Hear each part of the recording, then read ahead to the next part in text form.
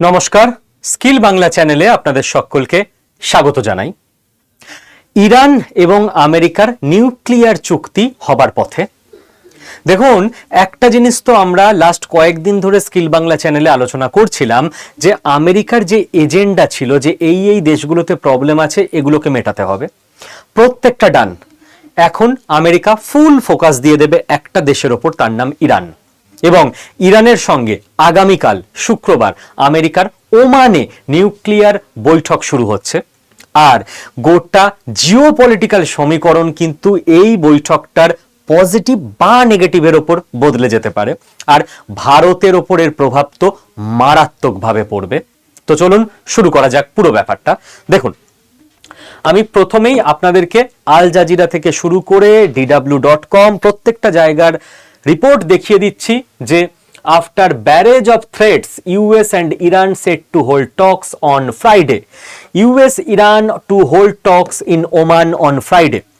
ওমানে, গালফ কান্ট্রিতে ইরান এবং ইউএসএ তারা আলোচনায় বসছে আগামীকাল। প্রথমে এটা কোথায় হবার কথা ছিল? প্রথমে এটা তুরস্কে হবার কথা ছিল, তুর্কিয়ে। বাট এখন তুরস্কে এটা হচ্ছে না, এটা ওমানে হচ্ছে। এবার যে জিনিসটা আপনাকে আরো ক্লিয়ার করে আমি দেখিয়ে দিই, তেহরান কনফার্ম করে দিয়েছে। তেহরান মানে ইরানের রাজধানী, যেহেতু তেহরান, তো জিওপলিটিক্সে ইরানকে তেহরান বলা হয়, যেহেতু রাজধানীর নাম দিয়েই জিওপলিটিক্সে যে কোনো দেশের নাম বলা হয়। তো আপনারা দেখতেই পাচ্ছেন যে ইরানিয়ান ফরেন মিনিস্টার, ইরানের যিনি বিদেশমন্ত্রী আব্বাস আরাকচি, তিনি অ্যানাউন্স করে দিয়েছেন যে ওমানে ফ্রাইডেতে তাদের সঙ্গে ইউএস এর নিউক্লিয়ার টক্স শুরু হবে। ওকে, এইবার যে নেক্সট কয়েকটা কথা আপনাদের বুঝতে হবে সেইটা হচ্ছে এইটা। এইখানে শুধু ইউরেনিয়াম এনরিচমেন্ট নিয়ে যে কথা হবে এমনটা নয়, এছাড়াও কথা হবে ব্যালিস্টিক মিসাইল নিয়ে এবং প্রক্সি নেটওয়ার্ক নিয়ে। এই দুটো ব্যাপার আপনাদের একটু বুঝে রাখা দরকার। তাহলে তিনটে ব্যাপারে আমি আন্ডারলাইন করেছি। এক, ইউরেনিয়াম এনরিচমেন্ট নিয়ে আলোচনা হবে। ইউরেনিয়াম এনরিচমেন্ট মানে কি? নিউক্লিয়ার বোম বা পরমাণু বোম বানাতে গেলে ইউরেনিয়ামকে একটা লেভেল পর্যন্ত শোধন করতে করতে এনরিচ করতে হয়। যে ইউরেনিয়াম খনি থেকে পাওয়া যায়, ওই ইউরেনিয়াম দিয়ে পরমাণু বোম তৈরি করা যায় না। তো ইরানে এই মুহূর্তে ইউরেনিয়াম এনরিচমেন্ট প্রোগ্রাম চলছে এবং ইরান প্রায় কাছাকাছি পৌঁছে গেছে পরমাণু বোম বানানোর জন্য। ইউরেনিয়ামকে এনরিচ করতে করতে সায়েন্টিফিক প্রক্রিয়ায় ল্যাবে যে লেভেলে নিয়ে যেতে হয় তার কাছাকাছি ইরান পৌঁছে গেছে। তো আমেরিকা যদি কোনোভাবে দেরি করে, ইরানের হাতে পরমাণু বোম চলে আসবে। কোনো একটা দেশের হাতে পরমাণু বোম চলে এলে আমেরিকা আর তার উপর হম্বিতম্বি করতে পারবে না যে ভাই দেওয়ালে পিঠ থেকে গেলে সে যদি পরমাণু বোম ফায়ার করে দেয় সব শেষ, রাইট? তো যে কোনোভাবে ইরানকে আমেরিকা এখন পরমাণু বোম থেকে নিরস্ত করতে চায়। তার জন্য আমেরিকা কি প্রসেস নিয়েছে? কখনো ভয় দেখাচ্ছে, আবার বলছে আলোচনা করবে, আবার যে আলোচনা হচ্ছে না আবার কিছু বম্বিং অ্যাটাক করছে, আবার বলছে আলোচনা করবে, আবার যেই আলোচনা হচ্ছে না ভেতরে ভেতরে অশান্তি লাগিয়ে ইরানের সমাজে বিক্ষোভ তৈরি করে দিচ্ছে, আবার বলছে আলোচনা করবে। অর্থাৎ আমেরিকা দুটো প্যারালাল লাইনে এগোতে চাইছে। একদিকে মিলিটারি ভাবে, সামরিক দিক থেকে, এবং ভেতরে ইন্টারনাল টেনশন ক্রিয়েট করে ইরানে রেজিম চেঞ্জের চেষ্টা চালিয়ে যাচ্ছে আমেরিকা এবং অসফল হচ্ছে বারবার। এবং তবে অবশ্যই আমেরিকা কিন্তু লাস্টবার অনেকটা ইম্প্যাক্ট ক্রিয়েট করতে পেরেছিল। 4 বার সফল হয়ে 5 নম্বর বার সফল হওয়া আমেরিকার কাছে খুব একটা বড় ব্যাপার না। এবং আরো একদিকে যেহেতু আমেরিকা দেখছে ভাই টাইম লেগে যাচ্ছে, ইরানের সঙ্গে আলোচনাও এগোতে চাইছে আমেরিকা যে কোনোভাবে ওদেরকে যদি বুঝিয়ে বাজিয়ে কোনো ডিল দিয়ে পরমাণু শক্তি থেকে সরিয়ে দেওয়া যায়। আলটিমেটলি কোনটা হবে আমরা কি করে বলবো? ডোনাল্ড ট্রাম্প কি চাল দেবে, খামেনেই কি চাল দেবে, অ্যাকচুয়ালি ওদের পরমাণু অস্ত্র ভান্ডারের যে সায়েন্টিস্ট তারা কতটা এগিয়েছে, অনেক কিছুর উপর ডিপেন্ড করবে যে কোন দেশ কত অবধি গিয়ে তারপর মেনে নেবে। তো আমরা অ্যাজাম্পশন করতে পারি, প্যাটার্ন ডিকোড করতে পারি, ভবিষ্যৎবাণী করতে পারি না। এইবার এহেন অবস্থায় দেখুন আমাদের ইন্ডিয়ার হিন্দুস্তান টাইমসও এগুলোকে কভার করতে শুরু করে দিয়েছে। কারণ বাজেট, আচ্ছা ওখানে আর দুটো ব্যাপার আমি বলতে ভুলে গেলাম, সরি। ইউরেনিয়াম এনরিচমেন্ট বলে দিলাম। সেকেন্ড আর থার্ড হচ্ছে প্রক্সি নেটওয়ার্ক আর ব্যালিস্টিক মিসাইল। আমেরিকা চাইবে ইরানকে ব্যালিস্টিক মিসাইল থেকেও আটকাতে, যে ভাই তোমরা এই পাল্লার বেশি ব্যালিস্টিক মিসাইল আর বানাবে না, কারণ ইরানের ব্যালিস্টিক মিসাইলই ঘুরপথে হামাস হেজবোল্লার কাছে যায়। হামাস হেজবোল্লা ওই ব্যালিস্টিক মিসাইলগুলো ইসরায়েলের ওপর এতদিন ফেলতো। তো ব্যালিস্টিক মিসাইলেও কিন্তু আলোচনা হবে। এবং থার্ড, আমি আপনাদেরকে স্কিল বাংলায় বহুবার বলেছি, রাশিয়া আমাদের বন্ধুরাষ্ট্র হতে পারে, কিন্তু তার ফলে ফ্যাক্ট আলাদা হয়ে যায় না। আর জিও পলিটিক্সে না আবেগ না রেখে আপনি দেখবেন এ বাবা আমাদের বন্ধু কি করে খারাপ হতে পারে। যুদ্ধে ভালো খারাপ ওইভাবে হয় না, যা আপনার দেশের ইন্টারেস্টে ভালো সেটাই ভালো। আপনি মহাভারতে দেখুন না, শ্রীকৃষ্ণ সারা পৃথিবী তাকে শুভ শক্তি বলে মানে, তো সারা পৃথিবী তাকে মানে সাধু পরিত্রাণায় সাধুনাং, যত শুভ মানুষ সাধু মানুষ তাদের পরিত্রাণ করবেন। তিনি মহাভারতে যুদ্ধের সময় ভীমের যে রাক্ষস সন্তান তার হেল্প কেন নিলেন? কেন পাণ্ডবদের বললেন যে রাতের যুদ্ধে আমাদের রাক্ষসদের হেল্প নিতে হবে, কিছু করার নেই? উনি বলতেন না না না, আমরা ভালো লোক, আমরা রাক্ষসদের হেল্প নেব না। যুদ্ধ জিততে গেলে গ্রেটার গুডের জন্য আপনাকে ছলে বলে কৌশলে ধর্ম প্রতিষ্ঠার জন্য ছোটখাটো কিছু অধর্ম করতেও হয়। মহাভারত থেকেই শিক্ষা আমরা পেয়েছি। এটা চাণক্যের দেশ, এটা কৃষ্ণের দেশ।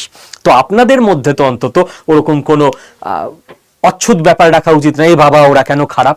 ওইভাবে ভালো খারাপ হয় না, গ্রেটার গুডের কথা আপনাকে ভাবতে হবে। তো ভারতের বিচারে ইয়েস, আমাদের স্বার্থের দিক থেকে রাশিয়া আমাদের বন্ধু, কিন্তু সারা পৃথিবীতে রাশিয়া কি করে বেড়ায়? ইরানকে কাজে লাগিয়ে আমেরিকার বিরুদ্ধে বিভিন্ন দেশে টেরর নেটওয়ার্ক তৈরি করে। যে টেরোরিস্ট গোষ্ঠীগুলো ইরান টাকা ঢালে, যে ভাই এদেরকে রিলিজিয়াস অ্যাঙ্গেল থেকে ব্রেন ওয়াশ করতে থাকো, এদের ব্রেনে যেন আর কিচ্ছু না থাকে। এবং এই ফান্ডিং কোথা থেকে আসবে? রাশিয়া ফান্ডিং করতে থাকে ইরানকে, ইরান টাকা দিতে থাকে জঙ্গি নেটওয়ার্কগুলোকে, জঙ্গি নেটওয়ার্কগুলোর কাজ থাকে আমেরিকার বন্ধুরাষ্ট্র যেখানে যেখানে আছে সেখানে উৎপাত বাড়ানো। তো আমেরিকা এটা নিয়েও কথা বলবে। তিনটে জিনিস, ইউরেনিয়াম এনরিচমেন্ট, প্রক্সি নেটওয়ার্ক আর ব্যালিস্টিক মিসাইল। হয়ে গেল। এবার ইন্ডিয়ার স্বার্থ এখানে এতটা গভীরভাবে কেন যুক্ত? আপনারা সবাই জানেন, আমাদের চাবাহার পোর্ট, চাবাহার পোর্ট যদি আমাদের হাত থেকে চলে যায়, মানে ইরানে যদি রেজিম চেঞ্জ হয়ে যায়, দেখুন আবারও স্যার আমরা কি তাহলে হেরে যাব ফরেন পলিসিতে? ফরেন পলিসিতে ওইভাবে হার জিত হয় না। ফরেন সার্ভিসের অফিসাররা না ইরানকে নিয়ে অন্তত 10টা অপশন খুলে রাখে। প্ল্যান এ যদি এরকম হয় এই অপশন অনুযায়ী এগোবো, প্ল্যান বি যদি এরকম হয় এই অপশন অনুযায়ী এগোবো। এবং আমি আপনাদেরকে কখনো R&AWর এজেন্ডা নিয়ে যখন কথা বলেছি তখন পুরোটা তো ওইভাবে বলা যায় না, কিছুটা হিন্টস দিয়ে বলেছিলাম। ধরুন বাংলাদেশ, অনেকে ভাবে আচ্ছা আওয়ামী লীগ হচ্ছে ভারতের বন্ধু, আওয়ামী লীগ সরকার পতন হয়ে যাওয়া মানে তাহলে ওখানে R&AWর কন্ট্রোল চলে যাবে। না না না না, যখন ভারতবর্ষ জানে আওয়ামী লীগ হয়তো নেক্সট 100 বছরে যাবে না, এরকম সিচুয়েশন হলেও R&AW কি করে? ওখানে আর যে রাজনৈতিক দল আছে, কোন রাজনৈতিক দল হয়তো একটা ভোট পেয়েছে সারা দেশে, তার সঙ্গেও কানেকশন বানিয়ে রাখে, কোনোদিন এ পাওয়ারে এলে তখন যাতে হাতের বাইরে না বেরিয়ে যায়। তো একই সঙ্গে সমস্ত জায়গায় কানেকশন রেডি। এটা আমরা আমাদের স্বাভাবিক বুদ্ধি দিয়ে আদর্শ দিয়ে বুঝতে পারি না অনেক সময়। তো ইন্ডিয়া চাবাহার পোর্ট কোনোভাবে ছাড়তে পারবে না। চাবাহার পোর্টে আমাদের এত কিছু জড়িয়ে আছে, সেই জন্য ইন্ডিয়ার কাছে প্ল্যান এ বি সি সব রেডি থাকে। যদি খামেনেই সরকার থেকে যায় তাহলে চাবাহার পোর্ট কিভাবে আমরা চালাবো? যদি খামেনেই সরকার না থাকে তখন কি হবে? তখন যে নতুন সরকার এলো আমেরিকার মদতপুষ্ট, তার সঙ্গে আমরা কিভাবে ডিল করতে চেষ্টা করব? আচ্ছা যদি ডিল না হয় তখন আমরা চাবাহার পোর্ট অ্যাক্সেসের জন্য আমরা কি কি পলিসি নতুন করে ইউজ করতে পারি? তো সমস্ত রকম ভাবে প্ল্যান রেডি থাকে। যদি এটা হয় আমাদের এই 5টা লাভ হবে, এই 5টা লস হবে, এই 5টা লসকে এভাবে মেকআপ করব। যদি ওটা হয় তাহলে ওইভাবে। ওকে, এইবার দেখুন আমাদের যে বাজেট জাস্ট কদিন আগে 1 ফেব্রুয়ারি হলো, বাজেটে আমরা দেখলাম ভারত সরকার চাবাহার পোর্টের জন্য কিচ্ছু টাকা পয়সা অ্যালোকেটই করলো না। আচ্ছা বাংলাদেশের জন্য ভারতের যে বাজেট অ্যালোকেশন থাকে ওটা আমরা হাফ করে দিয়েছি, চাবাহার পোর্টের জন্য 0। তো ভারতবর্ষ কি করলো? নিজেকে ট্যাকটিক্যাল ফ্রিজ অবস্থানে নিয়ে চলে গেল, যে আমরা আপাতত ফ্রিজ করে রেখেছি, আমরা রিট্রিট করিনি, আমরা পিছিয়ে আসিনি চাবাহার বন্দর থেকে, আমরা অবস্থার দিকে নজর রাখবো, যা আছে ওইখানে স্ট্যাটাস কো মেনটেন হবে, এরপর ফিউচারের অবস্থা দেখে আমরা আবার এগোবো। ওকে, আপাতত জিরো ইনভেস্টমেন্ট, যেটুকু হয়ে আছে হয়ে আছে। আপনি বলবেন স্যার চাবাহার পোর্ট কি লাগিয়েছেন বলুন তো আপনি, চাবাহার পোর্ট এত ইম্পর্টেন্ট কেন আমাদের কাছে? কারণ বুঝুন, এইখানটায় অ্যাকচুয়ালি আফগানিস্তানের সঙ্গে আমাদের ডিরেক্ট কানেকশন থাকা উচিত, তাই তো? কিন্তু হতভাগা পাকিস্তান আমাদের কাশ্মীরের এই জায়গাগুলো দখল করে রেখে দিয়েছে, তাহলে আফগানিস্তানের সঙ্গে আমাদের তো ডিরেক্ট কানেকশন নেই, আলটিমেটলি তো এই জায়গাগুলো পাকিস্তান অকুপাইড। এবার আমাদের কোনো জিনিস এখান থেকে আফগানিস্তানে এইটুকু জায়গা দিয়েই চলে যেতে পারতো, কিন্তু যাবে কি করে? মাঝখানে তো পাকিস্তান। তো যতক্ষণ না পিওকে আমরা দখল নিতে পারছি ততক্ষণ আমাদের কাছে উপায় হচ্ছে এইখানে চাবাহার পোর্টটা এতটা এই জন্য ইম্পর্টেন্ট, মুম্বাই থেকে জাহাজে করে জিনিস পাঠিয়ে দাও চাবাহার পোর্টে, চাবাহার পোর্টে আনলোড করো মাল, এখান থেকে রেল লাইন এবং রোড লাইনের মাধ্যমে আফগানিস্তানের কাবুলে মাল পাঠিয়ে দাও। আফগানিস্তানকে আমরা হাতছাড়া করতে পারবো না, আফগানিস্তানে আমাদের জিনিস পাঠাতে হবে।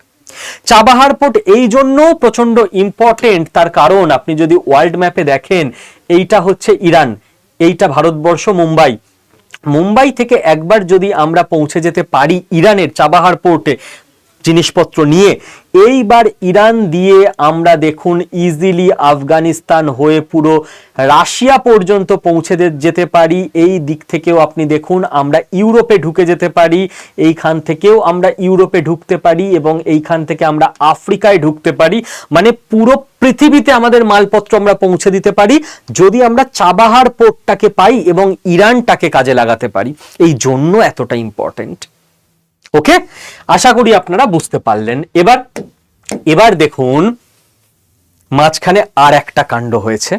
যেই মুহূর্তে খবর এসছে শুক্রবারে ইরান এবং আমেরিকা আলোচনায় বসবে নিউক্লিয়ার ডিল কি করা যায় সমঝোতায় আসার জন্য, সঙ্গে সঙ্গে $1 তেলের দাম পড়ে গেছে। $1, কারণ ইরানের সঙ্গে যদি আমেরিকার সমঝোতা হয়ে যায় এবং ইরানের তেলও যদি মার্কেটে চলে আসে, ইরানের ওপর থেকে আমেরিকা যদি স্যাংশন তুলে নেয়, তাহলে পৃথিবীর মার্কেটে হিউজ তেল চলে আসবে। ভেনেজুয়েলার তেল আসছে, ইরানের তেল আসছে, আর কি চাই? আর তেলের দাম কমা যদি হয়, দেখুন আমরা কি করে জানবো ইরানের নেগোসিয়েশনে যে টিম যাবে, আমেরিকান নেগোসিয়েটার তারা কি নেগোসিয়েশন করবে? আমরা অবস্থার উপর নজর রাখতে পারি, সেই অনুযায়ী মুভগুলোকে চালতে পারি। আমরা তো ভবিষ্যৎ দেখতে পাচ্ছি না, বাট যদি ডিল হয়ে যায়, যেটা মার্কেটও ভাবছে যে এত হাই লেভেল মিটিং মানে ডিল হবার সম্ভাবনা তো আছে, না হলে ট্রাম্প বা ইরান কেন আলোচনায় আসবে? তাহলে তেলের দাম সবে তো শুরু, আরো পড়বে। আর তেলের দাম যদি পড়ে যায় ভারতের জন্য জ্যাকপট সেটা, কারণ ভারতবর্ষ কোনোভাবে অ্যাফোর্ড করতে পারে না এখন তেলের দাম বাড়া। দেখুন এই যে এত কাণ্ড সত্ত্বেও রাশিয়ার থেকে আমরা কেন এতদিন ধরে তেল কিনলাম? লাস্ট প্রায় দেখুন 2-2.5 বছর ভারতবর্ষে তেলের দাম বাড়েনি এবং ইনফ্লেশনও কন্ট্রোলে। তার আগে খেয়াল করে দেখুন হু করে তেলের দাম বাড়ছিল প্রত্যেক দিন। এই লাস্ট 2-2.5 বছর তেলের দামটা স্টেবল আছে, একই জায়গায় রয়ে গেছে বলে আমরা শান্তিতে আছি, ফিল করতে পারছেন না। তার কারণ হচ্ছে আমি 2015 আর 2035-এর একটা স্ট্যাটিস্টিক্স নিয়ে এসেছি। আমরা 2026-এ আছি। 10 বছর আগে কি ছিল, 10 বছর পরে কি হতে চলেছে। পৃথিবীর মেন ইকোনমি যারা, Brazil, Russia, India, America, China, এই 5টা দেশ। এই নীল কালিগুলো হচ্ছে 2015 এদের এনার্জি রিকোয়ারমেন্ট কত ছিল, 2035-এ কত হতে চলেছে অ্যাপ্রক্স এস্টিমেট। খেয়াল করে দেখুন রাশিয়া অলমোস্ট যা ছিল 20 বছরে তাই থাকবে, আহামরি আর বাড়ছে না। খেয়াল করে দেখুন আমেরিকা যা ছিল অলমোস্ট তাই থাকবে, কারণ আমেরিকা ডেভেলপড হয়ে গেছে, ও আর কি ডেভেলপড হবে, আর কি বাকি আছে ওর ডেভেলপ হতে। চীন দেখুন অবশ্যই ডেভেলপ করছে, বিশাল বাড়ছে, কিন্তু 3000 থেকে 4400, রাইট? কত পার্সেন্ট? 47%। একমাত্র আপনি ব্রাজিলকেও দেখুন বেড়েছে, কিন্তু আহামরি নয়, 41%। ভারতের দিকে দেখুন 701 থেকে 1603, 129% জাম্প। সারা পৃথিবী অবাক, ভারত করছে কি 2015 অনওয়ার্ডস টাইম থেকে। 1603 আমাদের মেট্রিক টনে দেওয়া হয়েছে এনার্জি নিড 2035-এ হবে। কি বিপুল পরিমাণে তেল আমাদের দরকার হবে বুঝতে পারছেন? তার কারণ ভারতবর্ষ এখন গ্রোথের টাইমে আছে, হিউজ ইন্ডাস্ট্রিয়ালাইজেশন হচ্ছে, হিউজ লাইফস্টাইল বেটারমেন্ট হচ্ছে, ইনফ্রাস্ট্রাকচার তৈরি হচ্ছে, জব তৈরি হচ্ছে, বিজনেস তৈরি হচ্ছে, পপুলেশন বাড়ছে, ভারত এখন পিকে যাচ্ছে। হ্যাঁ, আনন্দে একটা কথা ভুলে যাবেন না, যদিও পার্সেন্টেজ অনুযায়ী চীন আমাদের থেকে অনেক পিছনে 129 আর 47, বাট আলটিমেটলি দেখবেন চীন কিন্তু এগোচ্ছে প্রায় প্রায় 1400 ইউনিট, আর ভারতবর্ষ কিন্তু 700 থেকে 1600 মানে 900 ইউনিট। মানে এখনো কিন্তু ভারতের সঙ্গে চীনের গ্যাপ বাড়তেই আছে। হ্যাঁ, এবার চীনও যেই মুহূর্তে একটা সময় গিয়ে আমেরিকার মতো জায়গায় পৌঁছে যাবে যে হয়ে গেছে যা উন্নতি হবার, তখন থেকে শুরু হবে ভারতের ফাইনাল স্প্রিন্টটা 2035 থেকে 2047 অবধি। তো বুঝতে পারছেন কেন তেল আমাদের জন্য নেক্সট কিছু বছর এত ইম্পর্টেন্ট হতে চলেছে, কারণ তেল হচ্ছে মডার্ন সিভিলাইজেশনের সেই প্রাণ ভোমরা যেটা ছাড়া চলবে না। এই মুহূর্তে ভারতের যত এনার্জি দরকার হয় ইলেকট্রিক থেকে শুরু করে যানবাহন, কলকারখানা সবকিছুতে, তার মধ্যে কয়লা এখনো 1 নম্বরে। 46% এনার্জি আমরা তাপবিদ্যুৎ থেকে আনি, তারপরেই হচ্ছে অয়েল 25%। আমরা তেল থেকে বিদ্যুৎ খুব একটা তৈরি করি না, বাট যানবাহন, গাড়ি, তারপরেই আমাদের রিনিউয়েবল আমরা ঢুকে গেছি। এটা আমাদের আসল গ্রোথ করতে হবে 22%, এবং তারপরে ন্যাচারাল গ্যাস, যেটা আমাদের দেশে মারাত্মক বিশাল কিছু নেই, 5%। আমাদের আসল বাজি ধরতে হবে এইটাতে। কিন্তু আপনি মনে করে দেখুন, রিনিউয়েবল তৈরি করতে তো টাইম লাগবে, রিসার্চ করতে, ইকোসিস্টেম তৈরি করতে। তো যখন আমাদের দেশ মারাত্মক গ্রো করছে, আমরা কি বলবো, এখন আমরা তেল কিনবো না, আমরা রিনিউয়েবল এনার্জি তৈরি করব, তারপর 3 বছর পর থেকে নতুন সব কারখানা তৈরি হবে, নতুন সব ইভি গাড়ি আসবে, 3 বছর আমরা কোনো কারখানা চালাবো না। আমরা তো সেটা বলতে পারি না। আমাদের তাই হিউজ পরিমাণে তেল কেনাও বাড়াতে হচ্ছে, একই সঙ্গে ভবিষ্যতের দিকে খেয়াল রেখে আমাদের হিউজ পরিমাণে রিনিউয়েবল ইন্ডাস্ট্রিতেও ইনভেস্টমেন্ট করতে হচ্ছে, যাতে করে 15 বছর পর গিয়ে রিনিউয়েবল আমাদের 1 নম্বরে চলে আসে। বাট তার আগে তো আমরা কোল আর অয়েলকে ছাড়তে পারবো না, তাই না? এবার এহেন অবস্থায় আমি আপনাদেরকে কয়েকটা ব্যাপার প্রমাণ হিসেবে দেখাতে চাই। জাস্ট একটা বিজনেস স্ট্যান্ডার্ড থেকে আমি নিয়ে এসেছি 2 দিনের, আপনারা এরকম হাজার হাজার খুঁজে পেয়ে যাবেন। ডেটা দেখুন, ইউএস ট্যারিফ যেই 18%-এ চলে এলো, সঙ্গে সঙ্গে আমাদের রাইস এক্সপোর্ট, চাল এক্সপোর্ট মারাত্মকভাবে বেড়ে যেতে চলেছে। তো যারা কৃষক আছেন, কাঁপিয়ে দিন, সেরা চাল তৈরি করুন, উৎপাদন করুন, ধান ফলান, ফসল ফলান এবং এক্সপোর্ট করুন বিদেশে। বিদেশের মার্কেটে ভারতের চালের মার্কেটই যেন 1 নম্বরে থাকে। এর জন্য আবারও কি দরকার হবে? ইলেকট্রিসিটি দরকার হবে, জল দরকার হবে, সেচ দরকার হবে না, এনার্জি দরকার। আমরা তো আর পুরনো পদ্ধতিতে সেই বলদ দিয়ে চাষ করাতে পারবো না, ট্র্যাক্টর দরকার হবে, এনার্জি দরকার, ডিজেল দরকার ওর মধ্যে। দেখুন next, India US trade deal কি বলছে? Labour intensive manufacturing jobs may seek uptake. আমি বলছি না, বিজনেস স্ট্যান্ডার্ডে ছাপা হচ্ছে এই আর্টিকেল। আগেই বলে দিয়েছিলাম, যেখানে যেখানে ম্যানুফ্যাকচারিং সেখানেই ইন্ডিয়া এবার কাঁপাবে, কারণ আমেরিকার টাকা আছে। আমেরিকার টাকা থাকলেও আমেরিকার খেয়ে দিয়ে কাজ নেই যে একটা কাপড়ের মিল আমরা লাগাবো, করবে না ওরা। ও দেখবে ভাই প্রচুর হেডেক হয়ে যাবে ওই কাপড়ের মিল আমেরিকাতে লাগাতে গেলে। ইন্ডিয়ার কাছে ইকোসিস্টেম রেডি, জায়গা ready, population ready, labour ready. ইন্ডিয়াকে বলবে, ইন্ডিয়া তুমি একটা কাপড়ের কল লাগাও, আমি 50% টাকা ঢেলে দিচ্ছি, 50% মালিকানা আমার। ইন্ডিয়া দেখবে এই মুহূর্তে আমার ইনভেস্টমেন্ট দরকার, লেবার তো আমার আছে, কাজ আমরা করে নেবো। যদি 50% ইনভেস্টমেন্ট পেয়ে যাই, চলো ইউএস এর সঙ্গে পার্টনারশিপে করে দিলাম। ইউএসএ বসে বসে টাকা পাবে, আমাদের এখন 15 বছর এটা মানতে হবে। যখন এই যে ইন্ডিয়ার মালিক, যে 50% মালিকানায় আছে, সে যখন 15 বছরে অনেকটা টাকা কামিয়ে নেবে, সে নিজের সেকেন্ড কোম্পানিটা, সেকেন্ড প্ল্যানটা নিজের টাকায় লাগাবে 100%। অতদিন আমাদের ইউএসএ কে দরকার। দেখুন, আমি বলছি না, সিইও, এনভিডা সিইও জেনসেন হুয়াং, তিনি কি বলছেন? এআই ডেটা সেন্টার, যেটা মনে আছে বাজেটে প্রস্তাব দেওয়া হয়েছে 2047 অবধি, আমাদের দেশে যদি কেউ ডেটা সেন্টার বানিয়ে সেই ডেটা থেকে সারা পৃথিবীকে সার্ভিস দেয়, আমরা কোনো ট্যাক্সই নেব না, যাতে আমাদের দেশে জব ক্রিয়েট হয়। AI data centres can recreate internal এরা job boom in India.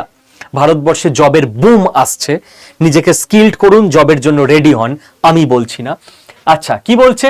Shrimp industry দেখুন, মানে আলাদা আলাদা সব সেকশন। এটা চিংড়ি মাছ, gets a fresh lease of life after cut in US tariffs. যারা আমাদের মৎস্যজীবী ভাই বোনেরা আছেন, যারা চিংড়ি মাছ পালন করেন, এক্সপোর্ট করেন, বাড়ান এক্সপোর্ট, কাজ করুন আরো দুগুণ উদ্যমে। আমেরিকার মার্কেটে এবার ভারতের চিংড়ি রাজত্ব করবে। এর জন্য কি লাগবে? আবারও এনার্জি লাগবে, ইলেকট্রিক লাগবে, তাই না? দেখুন কি বলছে, textile export double digit growth হতে চলেছে। আমি তো বলেই রেখেছি, টেক্সটাইল নিয়ে আলাদা ভিডিও বানিয়ে দিয়েছিলাম যে বাংলাদেশের টেক্সটাইল ইন্ডাস্ট্রি একদম শেষ হতে চলেছে সামনের বছর, কেন সেটাও লজিক্যালি বলে দিয়েছিলাম। এবং ভারতবর্ষে ডাবল ডিজিট গ্রোথ হতে চলেছে। টেক্সটাইলে কি লাগবে? ইলেকট্রিক লাগবে। আবার ইলেকট্রিক কোত্থেকে আসবে? কয়লা থেকে আসবে, যতক্ষণ না আমরা সোলার তৈরি করতে পারছি পুরোপুরি। দেখুন, ও আচ্ছা, আবার এই যে অনেকে তো চারদিকে সব miss information, fake information spread করতে শুরু করে দিয়েছেন যে এই যে ইন্ডিয়া ইউএস ট্রেড ডিল হলো, রাশিয়ার থেকে তো তেল কেনা পুরো বন্ধ ভারতবর্ষের। রাশিয়া কি বলছে? রাশিয়া বলছে nothing new, new Delhi is free. Moscow বলছে ভাই আমাদের কাছে কোনো খবর নেই, ইন্ডিয়া আমাদের থেকে তেল কেনা বন্ধ করে দেবে। ইয়েস, কমাবে, ইন্ডিয়া স্ট্র্যাটেজিক ভাবে কমাবে, বন্ধ করবে না। ট্রাম্পের মতো বকছে, যেমন ভুলভাল বিভিন্ন সময় ডিমান্ড করে এসছে আমি বিশাল বড় হনুরে। তো ইন্ডিয়া একবার অফিসিয়ালি বলেনি, রাশিয়াকেও বলেনি, স্টেটমেন্টও দেয়নি যে আমরা রাশিয়ার থেকে তেল কেনা বন্ধ করে দিচ্ছি পুরোপুরি। তো রাশিয়া রিল্যাক্সে আছে, ইন্ডিয়া রিল্যাক্সে আছে, আপনাদের চিন্তা করতে হবে না। নেক্সট দেখুন, নেক্সট কেন আমি বলছি রাশিয়া রিল্যাক্সে আছে, ইন্ডিয়া রিল্যাক্সে আছে। পুতিন জেলেনস্কির ওপর, মানে ইউক্রেনের ওপর, ট্রাম্প ইউক্রেনের ওপর মারাত্মক চাপ দেবে যে ভাই যুদ্ধ বন্ধ করো, এবার যদি বেশি পায়তারা করেছো তো তোমাকে আমরা ঠুকবো। কেন চাপ দেবে? আগের দিন আমি ভিডিওতে বুঝিয়ে দিয়েছিলাম। ট্রাম্প পুতিনকে রিকোয়েস্ট করেছিল 7 দিনের যুদ্ধবিরতির জন্য। পুতিন ট্রাম্পের কথায় শ্রদ্ধা জানিয়ে, রেসপেক্ট, মিউচুয়াল রেসপেক্ট, 7 দিন যুদ্ধবিরতি রেখেছিল। 8 নাম্বার দিনে কি হয়েছে দেখবেন, Russia delivers worst attack this year to Ukraine's power sector. বলেছিলাম স্ট্র্যাটেজিক অ্যাটাক করবে রাশিয়া, ভিডিও আছে, মিলিয়ে নেবেন এই চ্যানেলে। রাশিয়া ইউক্রেনের যে পাওয়ার সেক্টর, পাওয়ার গ্রিড যেখানে ইলেকট্রিক তৈরি হয়, ওখানে অ্যাটাক করে দিয়েছে। এই মারাত্মক ঠান্ডায় পুরো ইউক্রেন ইলেকট্রিকহীন, মানুষজন এমনি মারা যাবে। ট্রাম্প রাশিয়ার বিরুদ্ধে একটা কথা বলেনি। ট্রাম্প উল্টে কি বলেছে? বলেছে Putin kept his word on pausing bombing Ukraine. বলছে পুতিনকে তো আমি 7 দিনের জন্য রিকোয়েস্ট করেছিলাম, উনি নিজের কথা রেখেছেন। ট্রাম্প পুরোপুরি পুতিনের সাপোর্টে গাইতে শুরু করছে যাতে করে এই যুদ্ধ শেষ হতে পারে। যুদ্ধ যদি শেষ হয়ে যায়, রাশিয়ার থেকে তেল কেনা নিয়ে ভারতের ওপর কোনো স্যাংশনও থাকবে না। পুরো লজিক্যাল অ্যাজাম্পশন আপনি জিওপলিটিক্সে করে নিতে পারবেন। আর হ্যাঁ, যারা বলছিলেন যে India US trade delay Bharat কোনোভাবে মাথা ঝুঁকিয়ে দিয়েছে, তো এই নিউজটা দেখিয়ে দিই, সার্চ করে নিজেরা পড়ে নেবেন। India won't be bullied by Trump, Doval told Rubio, government was willing to wait out US president's term. NSA Ajit Doval sir রুবিওকে, মানে যে আমেরিকার বিদেশ মন্ত্রীর পোস্টেই আছে বলা যায়, মার্ক রুবিও, তাকে পরিষ্কার জানিয়ে দিয়েছিলেন ট্রাম্পের টার্ম শেষ হওয়া অবধি ভারতবর্ষ ওয়েট করে নেবে, একদিন তো যাবেই। ভাই এইভাবে কে বলে? এনএসএ অজিত দোভাল স্যারই বলতে পারে, তাও মার্ক রুবিওকে ডিরেক্ট। ততদিন আমরা ওয়েট করব, but India won't be bullied. কিন্তু ভারতবর্ষকে কোনোভাবে বেইজ্জত করার যদি চেষ্টাও করে ট্রাম্প, আমরা সহ্য করব না। NSA Ajit Doval's bold warning to Donald Trump months before US blinked, India won't be bullied, this is new India. চোখে চোখ রেখে কথা বলতে জানে, কারোর সামনে মাথা নত করে না। এবং ইন্টারনেটে পাবলিশ হচ্ছে যে ডোনাল্ড ট্রাম্প যতদিন না যায় ততদিন আমরা ওয়েট করে নেবো, তারপর ট্রেড ডিল হবে। বাট ভারতের সম্মান খোয়ানো যাবে না, ভারত নিজের শর্তে ট্রেড ডিল করবে। দেখে নিন পীযূষ গোয়েল সাহেব কি বলছেন, India's core sensitivities in food agri safeguarded in US deal. US ডিলে আমাদের যে ডেয়ারি প্রোডাক্ট আর জেনেটিক্যালি মডিফাইড শস্য আমরা নেব না বলে দিয়েছিলাম, সেটাকে পুরোপুরি সেফগার্ড করে ডিল করা হয়েছে। অফিসিয়াল স্টেটমেন্ট ভারত সরকারের পক্ষ থেকে যে আমেরিকা বিজনেস করব, বাট এই দুটো জিনিসে ঢুকতে দেব না, মানে ঢুকতে দেব না। আমি বলছি না, ব্ল্যাক রকের নাম তো শুনেছেন, পৃথিবীর সব থেকে বড় স্টক মার্কেট ফান্ড, যারা মিউচুয়াল ফান্ড ইত্যাদি সামলায়, সেই ব্ল্যাক রক বলছে next 20 to 25 years will be এরা অফ ইন্ডিয়া। আমি বলছি না, ব্ল্যাক রক সিইও ল্যারি ফিঙ্ক বলছেন ইনি ভারতীয় না, ইনি গদি মিডিয়া না, ইনি ভারতবর্ষের ঝোল টেনে কথা বলেন না, ব্ল্যাক রকের সিইও ইনি। সারা পৃথিবীর কাছে স্পষ্ট নেক্সট 20 থেকে 25 বছর ভারতের যুগ, ভারতের টাইম। আর আমি আপনাকে একের পর দেখিয়ে দিচ্ছি রিনিউয়েবল এক্সপোর্ট, যেখানে আগেই আমি লিঙ্ক করেছিলাম ভারত তেল আর কয়লা দিয়ে চালাবে, কিন্তু আসল গেম মাথায় রাখছে আমাদের রিনিউয়েবলে 1 নম্বরে যেতে হবে। রিনিউয়েবল এক্সপোর্ট আমরা এবার করতে শুরু করব আমেরিকায়, আমরা বানাবো সোলার প্যানেল, আমেরিকা কিনবে।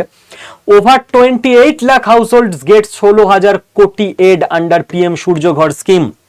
16,000 কোটি টাকা, 78,000 টাকা করে পার ফ্যামিলি, যারা যারা পিএম সূর্যঘরে অ্যাপ্লাই করেছে তাদেরকে ভর্তুকি দেওয়া হয়েছে, যাতে আমাদের দেশের প্রত্যেকটা বাড়ি এক একটা সূর্যঘর হতে পারে, যাতে আমাদের এনার্জি নিড আমরা রিনিউয়েবল থেকে মিটিয়ে নিতে পারি। বাট এর জন্য টাইম লাগবে, কাজ চলছে। এইবার আমি আপনাকে কয়েকটা কথা বলবো, সেইটা হচ্ছে যারা স্কিল বাংলা চ্যানেলের দীর্ঘদিনের দর্শক, সেই 0 থেকে বা 50,000 থেকে 1 লাখ থেকে 1.5 লাখ থেকে 2 লাখ থেকে সঙ্গে আছেন, আজকে এই মুহূর্তে আমাদের চ্যানেলের সাবস্ক্রাইবার সংখ্যা 4,99,048 জন। তো দ্রুত আপনারা আপনাদের আশীর্বাদ ভালোবাসাতেই এতদূর এসছে, এটাকে 5 লাখের পরিবারে এই প্ল্যাটফর্মকে পরিণত করে দিন। আর আমি তার জন্য ম্যানেজমেন্টের সঙ্গে ফাইট করে নেব, যাতে করে এর গিফট হিসেবে আপনাদেরকেও কিছু দিতে পারি। আপাতত তো আমি আগে থেকেই ফাইট করে নিয়েছি, যে স্টক মার্কেট কোর্সের ফিজ যেটা আমাদের 5,000 টাকা আছে, ওটা 5,000 টাকায় যাবে না, ওটা এই আনন্দে 3,367 টাকাতেই থাকবে। আপনাদেরকে জাস্ট একটা কথা আমি বলে নেবো আগে, স্টক মার্কেট নিয়ে না কমন সেন্স কাজে লাগাবেন এবং পরিণত মানুষদের মধ্যে আলোচনা করবেন, তারপর সব দিক সব প্যারামিটার ভেবে চিনতে সিদ্ধান্ত নেবেন। যেমন আমি ক্লাসে ঢোকার আগেই আমাদের অফিসেই আলোচনা হচ্ছিল, জাস্ট আমি আলোচনা বলছি, আলোচনা কিরকম হয়। আমাকে গোপীনাথ স্যার উনি বলছেন, সৌদীপদা একটা জিনিস দেখো, যখন পেট্রোল ইঞ্জিন ছিল তখন একটা ইঞ্জিন তৈরি করতে গাড়িতে 20 থেকে 25 কেজি কপার লাগতো। আমি বললাম হ্যাঁ।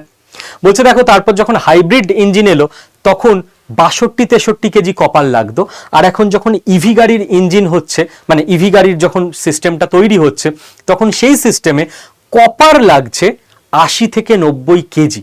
তাহলে এই ইভি ইন্ডাস্ট্রি, এটাতে কপারের এত প্রয়োজনীয়তা বাড়ছে, তো কপারের তো ওপরের দিকে যাবে। আমি বললাম হ্যাঁ, এটা একটা প্যারামিটার, এরকম অনেক প্যারামিটারের ওপর ডিপেন্ড করবে কপারের ভবিষ্যৎ।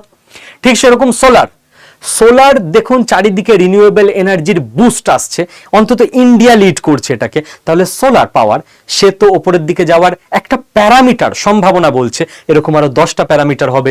কোনো প্যারামিটার অনুযায়ী আপনার মনে হবে এটা নামতে পারে, কোনো প্যারামিটার অনুযায়ী উঠতে পারে।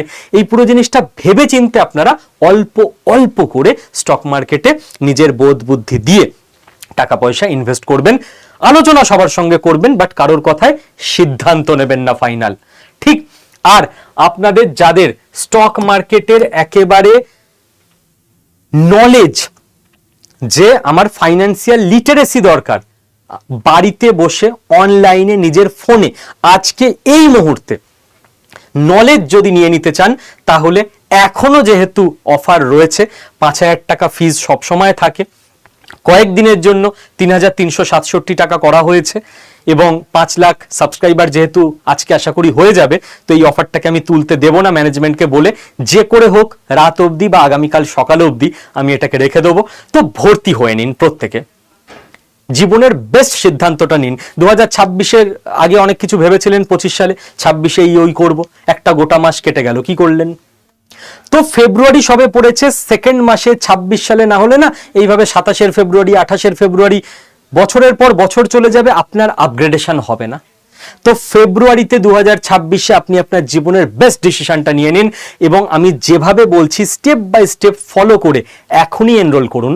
আমি দ্রুত বলতে বলতে বেরোবো, স্টেপ দেখাতে দেখাতে আপনি ভিডিওটাকে পজ করবেন এবং নিজের ফোনে স্টেপগুলো করে নেবেন। তো চলুন আমি শুরু করছি। দেখুন, প্রথমে আপনি আপনার ফোনে গুগল প্লে স্টোরে যাবেন, গুগল প্লে স্টোরে সার্চ বক্সে গিয়ে আড্ডা 24/7 লিখবেন, এটা আমাদের কোম্পানির অফিসিয়াল অ্যাপ। আড্ডা 24/7 অ্যাপে ক্লিক করলে এই সেকেন্ড ইনস্টল অপশনটায় ক্লিক করবেন, ইনস্টল হবে, 30 সেকেন্ড মতো টাইম দেবেন, নেট অন রাখবেন অবশ্যই, না হলে ইনস্টল হবে না। ইনস্টলিং দেখাবে, 30 সেকেন্ড মতো টাইম দেবেন, তারপর ইনস্টল হয়ে যাওয়ার পর আপনি এটাকে কন্টিনিউ, এই যে ইনস্টল হয়ে যাওয়ার পর কন্টিনিউ বা ওপেন বলে অপশন আসবে, ক্লিক করবেন। এখানে নিজের ফোন নাম্বার দেবেন, নিজের ফোন নাম্বার দেওয়া হয়ে গেলে কন্টিনিউ করে দেবেন। কন্টিনিউ করলে একটা ওটিপি আসবে, ওটিপি বসিয়ে দেবেন, এই পেজটা খুলে যাবে। পজ করতে করতে করুন, আমার মতো স্পিডে চলবেন না, ঠিক আছে?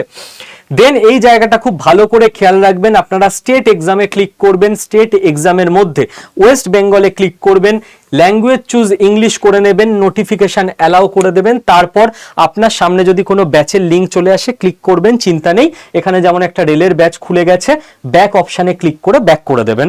আর যদি এরকম কোনো লিঙ্ক না আসে তাহলে সব থেকে ভালো আপনার সামনে এই পেজটাই আসবে। আপনি ফাইন্ড প্রোডাক্ট বাই এক্সাম এই পেজটায় গিয়ে ভিউ অল করবেন, স্কিল ডেভেলপমেন্ট এই বক্সটায় ক্লিক করবেন।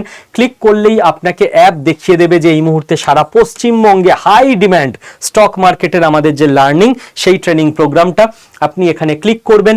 ক্লিক করে অবশ্যই এখানে মোর অফার্সে ক্লিক করবেন, তাহলে ডিসকাউন্ট পাবেন। মোর অফার্সে ক্লিক করলে আপনার কাছে এরকম একটা পেজ চলে আসবে।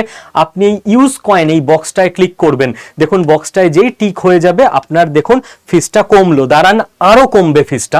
এরপর এই যে এন্টার কুপন কোড এই বক্সটায় আপনি বসাবেন Y219 টাইপ করে, এইটা বসিয়ে পাশে থাকা অ্যাপ্লাই বাটনটায় অ্যাপ্লাই করে দিলেই দেখুন 3,367 টাকা 98 পয়সা, মানে 3,368 টাকা কোর্স ফিজ হয়ে গেছে।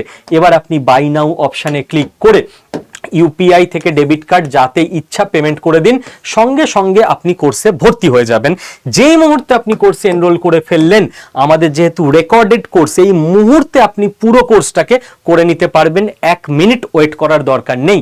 কোর্সে ক্লিক করলেই আপনার কাছে লাইভ আর ভিডিও দুটো অপশান আসবে। আপনি প্রথমে ভিডিওয়ে ক্লিক করলে 11টা চ্যাপ্টার পাবেন, প্রত্যেকটা চ্যাপ্টারে আবার অনেকগুলো করে ক্লাস আছে, ঠিক আছে? প্রত্যেকটা চ্যাপ্টারে আপনি ধরুন চ্যাপ্টার 1-এ ক্লিক করেছেন, এরকম 6টা ক্লাস খুলে যাবে। চ্যাপ্টার 9-এর ক্লাস, চ্যাপ্টার 6-এর ক্লাস, চ্যাপ্টার 11-এর ক্লাস, পুরো মিউচুয়াল ফান্ড থেকে, স্টক মার্কেট থেকে, লোন অ্যান্ড ডেট ম্যানেজমেন্ট থেকে। যে নভিস কিছু জানে না সে পুরোটা শিখে যাবে। তারপর লাইভ ক্লাসে ক্লিক করলে আপনার কাছে দুটো ফোল্ডার খুলবে, একটা খুলবে স্টক মার্কেট, একটা খুলবে কিউএনএ, কোশ্চেন অ্যান্ড আনসার। প্রত্যেক রবিবার সকাল 11টায় আমার কোশ্চেন আনসার সেশন থাকে বাংলা ভাষায়। তো হয়ে যাওয়ার পর এটা আবার অটোমেটিক রেকর্ডও এখানে থেকে যায়। আপনাদের যাদের সময় হবে রবিবার সকালে 11টায় দেখা হয়ে যাবে আমার সঙ্গে সেশনে। আর স্টক মার্কেট এই যে এইটায় ক্লিক করলে শুভেন্দু স্যারের 25খানা ডিসকাশন ক্লাস এখানে ওভারঅল ইনভেস্টমেন্ট নিয়ে রয়েছে। এই ভিউ অলটায় ক্লিক করে নেবেন, আপনার কাছে প্রত্যেকটা ক্লাস ওপেন হয়ে যাবে। আর যদি কোনোভাবে কোনো জায়গায় কখনো প্রবলেম হয় ক্লাস করতে গিয়ে, 8130209247 এই নাম্বারে অফিস টাইমে কল করে 2 প্রেস করবেন, এটা আমাদের সাপোর্ট টিমের নাম্বার, আপনাকে পুরো গাইড করে দেবে। তো আশা করা যায় ভারতবর্ষের ভবিষ্যৎ কোন দিকে যেতে চলেছে বুঝতে পারলেন। আর ইরানের আমেরিকার এই নিউক্লিয়ার টক ভারতবর্ষের এনার্জি সেক্টরে অত্যন্ত গুরুত্বপূর্ণ ভূমিকা রাখবে, এবং এনার্জি সেক্টর যেই মুহূর্তে আমাদের শর্টেড হবে সেই মুহূর্তে আমাদের বাকি বিজনেসগুলো আরো বুম করবে। যত বিজনেস বুম করবে তার ইম্প্যাক্ট কিন্তু আপনার রেগুলার দৈনন্দিন জীবনে এবং স্টক মার্কেটের উপর পড়বে। সেটা থেকে আপনি কতটা ফায়দা তুলতে পারবেন সেটা ডিপেন্ড করছে আপনার ফাইন্যান্সিয়াল নলেজ আর ডেইলি জিওপলিটিক্স দেখেন কিনা তার উপর। Thank you.